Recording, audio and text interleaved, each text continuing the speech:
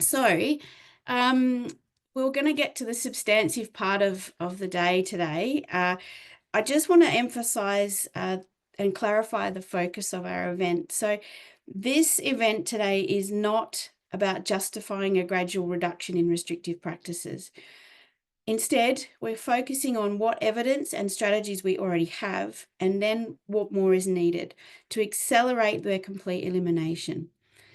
The event reflects the NDRP's commitment in building partnerships across a wide range of sectors, bringing together people with disability, bringing together researchers, service providers, and government agencies to co-create the evidence that we need for meaningful change.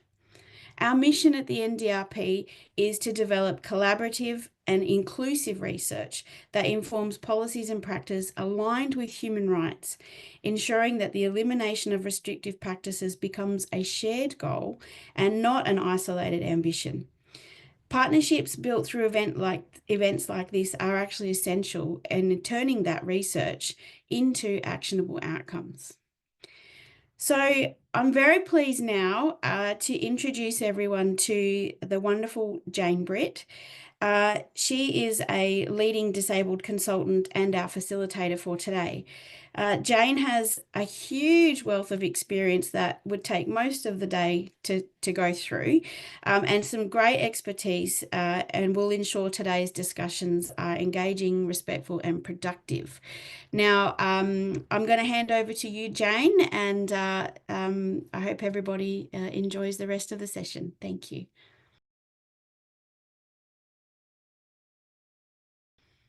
Yeah, thank you very much, Claire, and for your very warm welcome there. I'm really honoured to be facilitating this first Evidence to Action event hosted by the National Disability Research Partnership.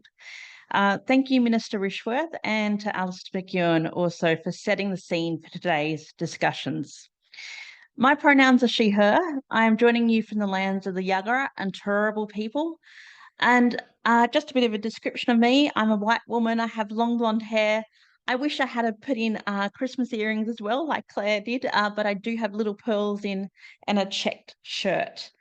I'm a deafblind woman. So as Claire mentioned, this event is an opportunity to explore the evidence we need to eliminate restrictive practices and highlight the essential role of collaboration across sectors.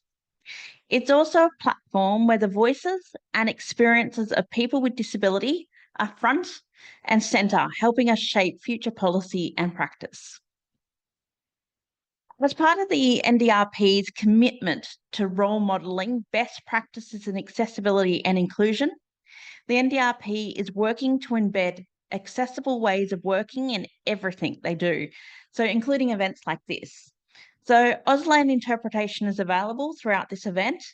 So if you need to pin the Auslan interpreter's video, you can do so by right-clicking or selecting the interpreter's window and choosing pin. Live captions are provided and the link has been posted by the NDRP team. And as there is a large number of attendees for this event, we have turned off the chat function to ensure accessibility of the event. It also helps people using screen readers, as screen readers read out all of the chat messages, which can be hard to follow. This way, everyone can have a better and more accessible experience. You're welcome to use the Q&A function for any questions you have. You'll find this at the bottom of your screen. Feel free to submit feedback, comments, and questions as they come up, and we will address as many during the moderated Q&A session later in the event.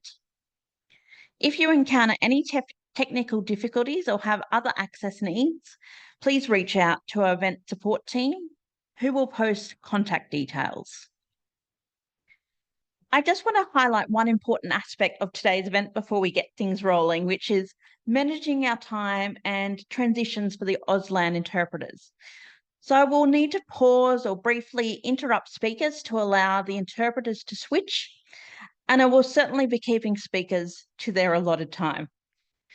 If the interpreters don't get time to transition, some participants may miss out on key information and discussions.